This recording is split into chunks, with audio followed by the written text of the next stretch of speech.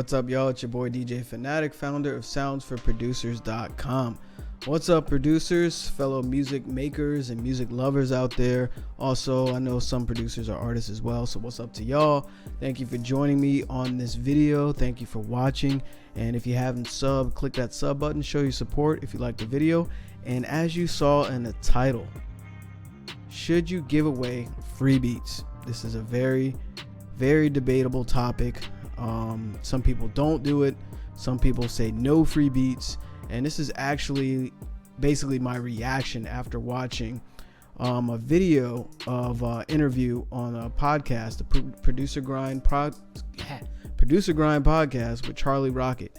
Shout out to Producer Grind, man, and all the producers there showing love and whatnot. Appreciate y'all. So, and I had to kind of look up Charlie Rocket's story. He's actually was 2 Chainz's manager, and he worked with a management team, so I had to kind of do a little research about him, kind of understand, where he's coming from. And he has an amazing story, man. Let me actually just jump into his story right quick before I touch the topic of sending free beats out to artists or labels and whatnot. Let me find, because he had a really cool site about his background. Yeah, let me touch up on it. Let's see. And he also goes by CEO Charlie. Well, he used to. So he's been through a lot, man. So basically, Charlie Jabale, excuse me if I'm mispronouncing that, that's his government name, wasn't your typical kid from Georgia, sometimes labeled the chubby kid. Charlie was a dreamer, knowing that he needed to use his imagination as a weapon to survive the playground. Charlie created his first persona, CEO Charlie. He had other ideas, like pursuing the life of an athlete, but that had to wait. As a young CEO millionaire of Atlanta hip-hop management company Street Execs, he sold millions of records, changed the trajectory of how to market to millennials, and guided the careers of influential artists like Grammy Award-winning 2 Chainz. However, while all the success was pouring in, he battled depression, binge eating, crippling insecurities, and a brain tumor. That's crazy, yo. Brain tumors is nothing to play with. To everyone on the outside, CEO Charlie was crushing it. On the inside, he was dying, unhealthy, unhappy, and unfulfilled. Charlie retired in 2017, which is not too long ago, at the age of 29. He's pretty young, man, to have so much success. He's retired from both the music industry and the name CEO Charlie. He made the decision to reinvent his life in the pursuit of his childhood dream, to become an athlete. Yo, check this out, man. And from the flames emerged Charlie Rocket. Charlie Rocket inspires those around him. He lost 135 pounds. You know how hard it is to lose 20 pounds? 135 pounds this dude lost. He became a vegan. He ran 3 marathons, reversed the growth of his brain tumor. He became an Ironman. He just finished his nationally known Dream Machine bike tour across America. Is currently on the cover of Runner's World magazine and secured partnership with Nike. Charlie has rerouted his ambition of making millions of dollars into his current mission to transform 1 million people's lives. His name is Charlie Jabale. His story isn't over yet. Crazy story. This dude reversed the growth of his brain tumor. That's crazy. So that just gives you how ambitious this guy was, and also how things could look great on the outside and be horrible on the inside. And I know producers that IG, man, sometimes it's just fronting. It's a lot of showing things, like showing advance money, and advance money isn't really yours anyway. It's like a loan, and you got to make it back based on points, royalties, and all that. And people just fronting like they balling with money that was in advance. You know what I mean? And it's sad because from the outside, people that aren't aware of it may think that person's winning, but in actuality, they're losing, or they're unhappy, or suffering some type of depression, Charlie here, CEO Charlie, or I'll just call him Charlie now because, or Charlie Rocket. I think that's his new persona. So anyway, let's get on the topic, man. Should you send free beats out to, let's just keep with the topic of what they were talking about in the podcast. Basically, Charlie Rocket was stating that he found a little sticker that says no free beats, and I've seen that before. And I feel y'all, man. I totally feel producers about sending out free beats. It's like you put so much work into it, sometimes hours. I spent probably 16 hours on one beat before. That was the longest I've ever done. And I spent all day 8 hours, went to sleep, woke up the next day, spent another 8 hours on one beat, which was just stupid, because now I'm at another level where I know how to get certain quality out in a certain amount of time, which I got to work on a beat after this video. But it's important to I lost my train of thought. But yeah, back to no free beats. Yeah, the sticker. So he is totally against it. He's like, yo, a lot of the producers that made it sent them free beats. Basically, they emailed them beats. I know he mentioned 2 producers. One is Mike. I think it's Mike Will made it. I think so, or London. I think it's Mike Will. But either way, he had producers that sent him free beats for years, just emailing him beats every day or once a week or whatever. And he's saying a lot of the producers would have never got put on if they never sent those beats. And he was like, I don't take snippets.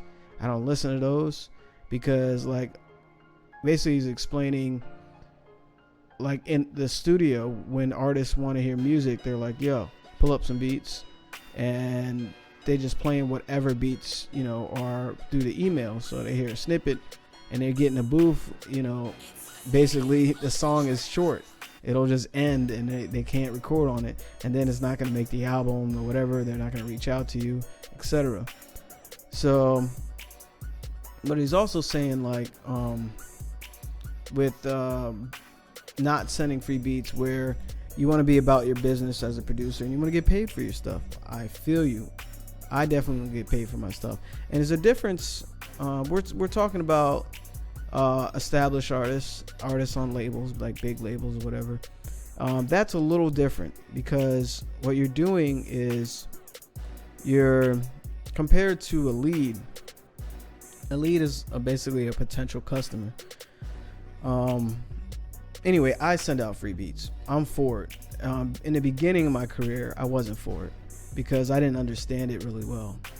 I send out free beats for big opportunities and also for leads. So a lead is a potential client, potential customer, potential lifetime customer.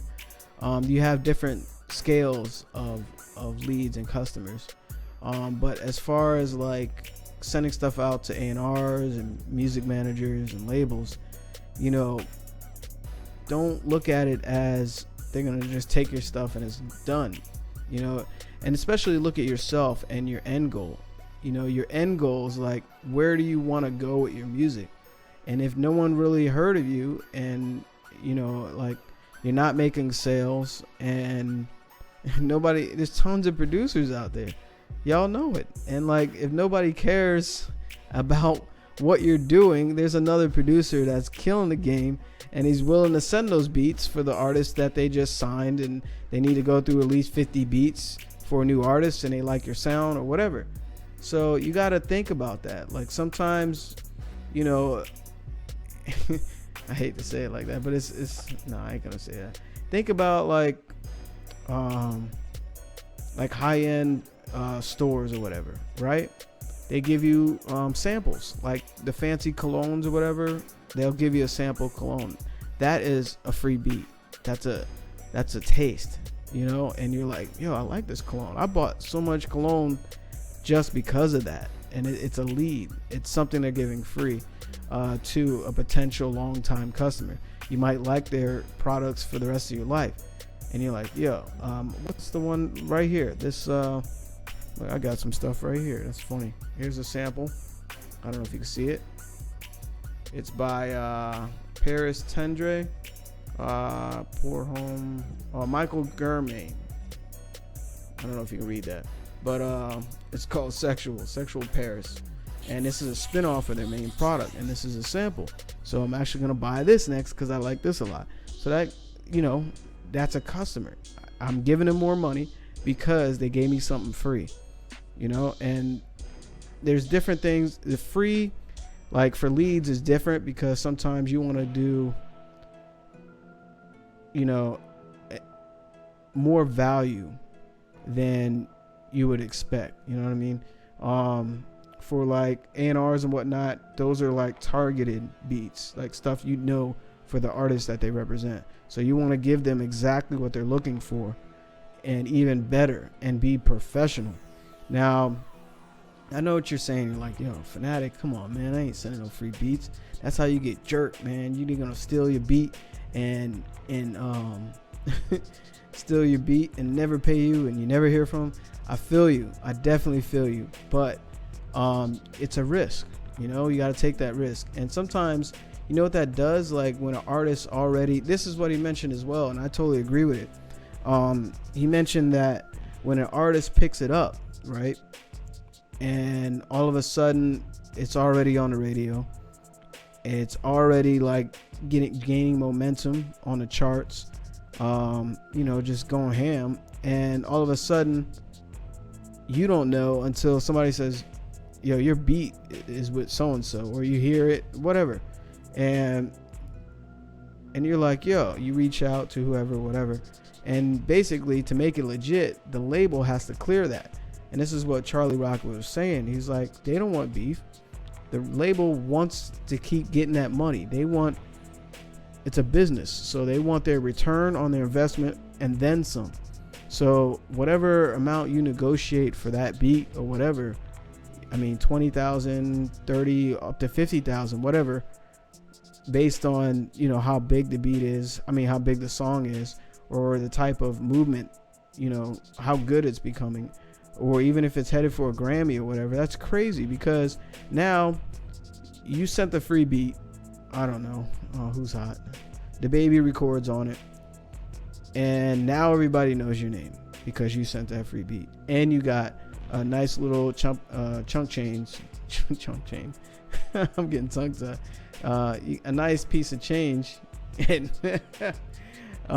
based on the performance of the song. So now you got your name out, and you got paid, and they want to do more work for you. I mean, more work with you. So that's an avenue that you're headed in. So I just wanted to give my reaction to the video. I feel what he's saying. I was at the point at no free beats at all, and I know you're about your business, but sometimes you have to look at where you stand, look at where you're at, look at where you are as a business. If you're not making consistent sales, if you're not making moves with your music, or you're just hiding and you're over, he said a nice quote in there too, like if you're over too much business, you're just like, yo, you're not getting nothing. You need to pay me $1,000 before you can record on that, Migos. You know what I mean? You're shooting yourself in the foot sometimes, man. So, and you want to keep your relationship with artists too, because they're just like us. They're people, man, and all they want to do is make music just like us.